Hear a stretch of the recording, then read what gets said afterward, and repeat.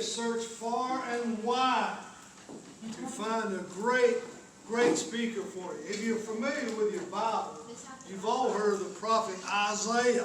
Isaiah. Well, we spared no expense. Welcome, Mr. Isaiah.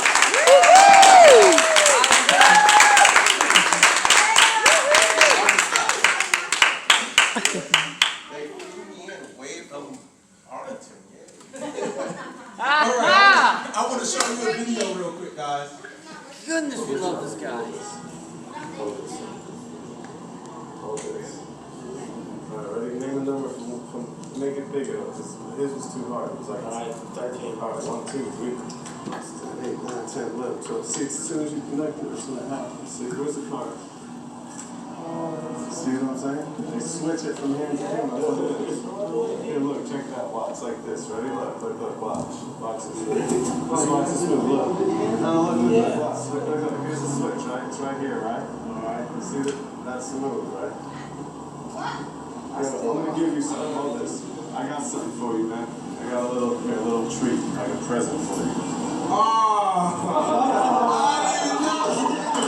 Everybody see it? No.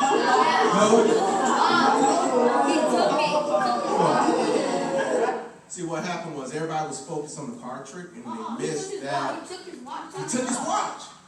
Now, sometimes, I'm going to make it spiritual. Sometimes in our lives we can be focused on one thing when God is trying to do something else.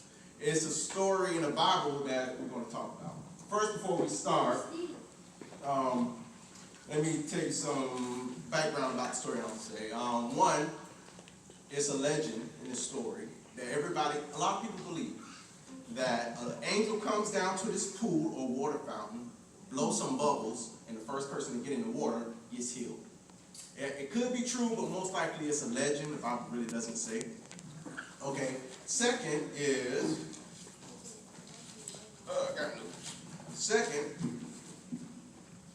Sabbath. It's the holiest day in the Jewish people calendar. I think it starts on Friday. And so the rule is no one can work. Everybody got to take a time out. And the people in Jesus' time was so strict, if they see you carrying some sticks, they're like, ooh, put it down. Or you see carrying a mat, stop working. You can't work. This is a holy day. And third, the last thing I want you to have in your mind while I'm telling this story is, anybody know the word sin? Anybody know what sin is? Who can tell me what sin is? Anybody? Anybody sin? Everybody say, yeah, I know what sin is. Who can explain it? Bad. Okay. What was that? Anything not of God. So, some things about sin. Sin is kind of like rebel. Yes. Anything that you know is bad. Yes. And let's go. And how God looks at sin, he says it's kind of like rebellion. Anybody know what rebellion is?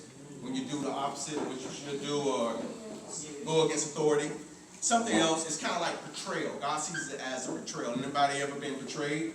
And somebody did something to you, and that kind of hurts your relationship with that person. Like if somebody steals something from you, you're like, I'm still his friend, but I'm not going to trust him around my money or my candy or my pencils. Or somebody lie on you or tell a secret. You're like, I like this person, but I'm not going to tell them my secrets. They tell everybody. So that's how God sees it. Like it puts distance or put a strain on your relationship with God. That's it. So let's get into the story. The verse is John 5, John 5th chapter, near the 5th verse. Now Jesus is coming to a town called Jerusalem for a festival. Now as he entered this town, it's this pool of water, somewhat like we would call a water fountain, and there's a lot of sick people. You got blind people, you got deaf people, you got paralyzed people, you got people for some reason that's immobile. And it's this guy there that's been there 38 years. 38 long years. And somebody told him, Jesus finds out about this one guy that's been sitting down, paralyzed, laying down like this. 38 years by the water. 38 years. And so, it's amazing. 30, just laying down, unable to move. So somebody said, hey, Jesus. Somebody told Jesus about it. So Jesus comes up to the guy. Simple question. Do you want to be made well?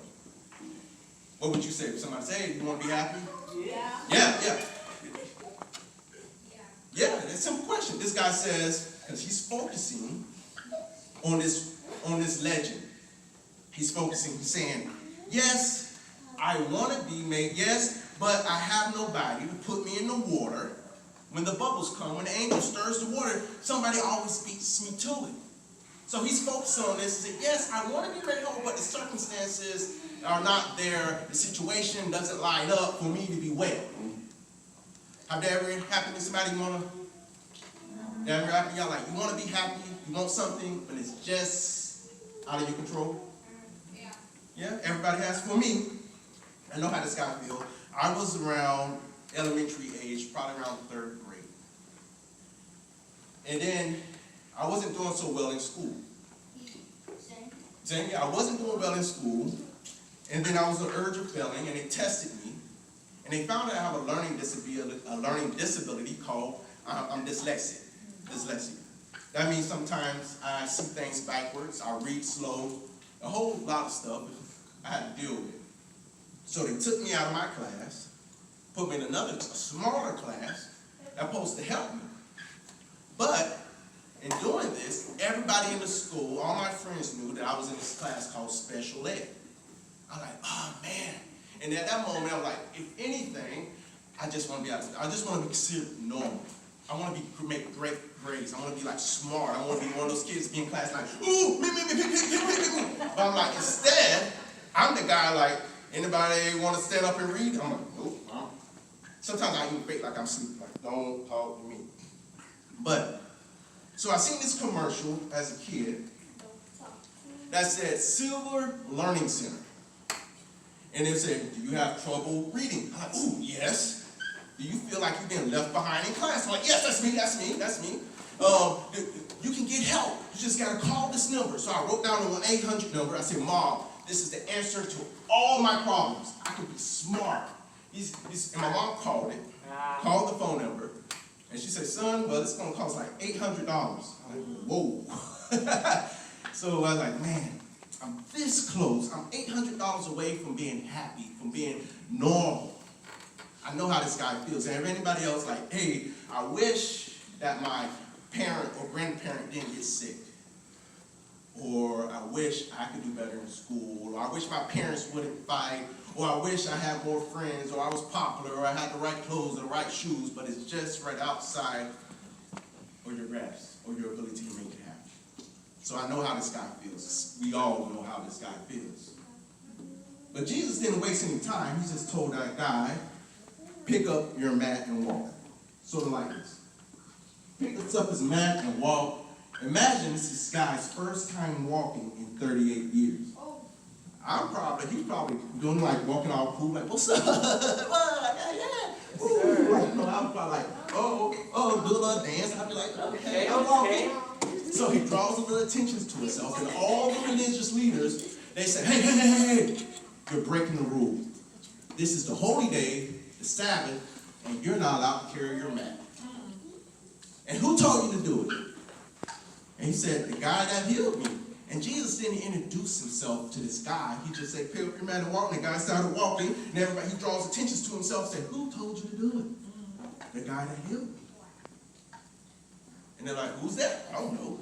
So Jesus, because there was a big commotion, he just slips away. He didn't tell anybody, hey, you got healed. I'm God that comes to earth that heals people and wants people to know God. He just slips away. And later that day, you see this guy in the temple. And he tells this guy, hey, stop sinning or something worse going to happen. Now, that's true a lot of things. I know people in my family that deal with drug problems. It didn't start off bad, but eventually it got worse. My father spent a lot of my life in prison because of his drug problem. Or people that lie. Start off with a little lie. The next thing you know, they're known as liars and they don't have friends. So that's commonplace with sin. But like I told you, sin creates distance between you and God. It puts a strain on relationship. So the worst thing that can ever happen is that you don't know Jesus. Because you choose sin instead of knowing Christ. know, even on earth might put a strain, but for eternity, it might put distance between you and God. Basically, you won't get to go to heaven. You go to a place without Christ. We call hell. So when he says something worse, the worst thing that could ever happen to you that you don't know Christ here on earth or in eternity. Now, it's this one verse in Acts. Acts is written by a guy named Paul. Anybody know Paul? Big guy. Wrote a lot of what we call the New Testament. Now, Jesus already have ascended into heaven, and Paul's job was to start churches and tell people about the gospel. So he finds himself in a crowd of very smart people, philosophers. And he starts off and makes this statement. He says, "From one man, God made all the nations." Anybody know that one man? Adam. Yes. He made everybody from one guy named Adam. And he made it so they may inhabit the whole world. He populated the whole earth with one guy. And this is the part. And he marked out the appointed time in history and barriers of their land. Meaning, he chose what time, what decade that you're supposed to be born. Everybody. He said, you know what, I want you to be born in 2000, 1990, I don't know when your birthday is, but he chose the day. He chose the family you're supposed to be in. He chose your nationality. He chose everything about you on purpose. And this is why he did it. He said, God did this is Paul speaking, God did this so that you would seek him and perhaps reach out for him and find him. Though he's not far, but he is near. So that's saying he placed you where you are now in your family, in your country, in your culture for one reason. So when you reach out, for me it was like, hey, I want to be smart one day. I want to be smart. I want to be accepted. When you're reaching for that thing, you know, I want my family to be happy. I want my parents to be together. When you're reaching for that thing to make you happy, you think, they said, man, take hold of God. And that's why he placed you in this point in time. Like, you may take hold to God. And that's why he told that guy, he told God, hey, he spoke what this guy understood. He said, hey, if you keep sinning, something worse would happen than that guy. He went out to told everybody Jesus healed me. Jesus healed me. Because he made it known to that one guy. What he's doing to you, he's trying to make himself known to you. So when you reach out, it's a lot of other things you can grab. But when you reach out, you may take hold of Christ and change everything. I might not be smart. I might be a C-minus student on earth, but my hope is when I get to heaven, I'll be smarter than my jokes are going to be. But that's all I do. I might look better. But for now, I have a relationship with Christ. That makes the things I can't control okay. And he gives me hope for tomorrow.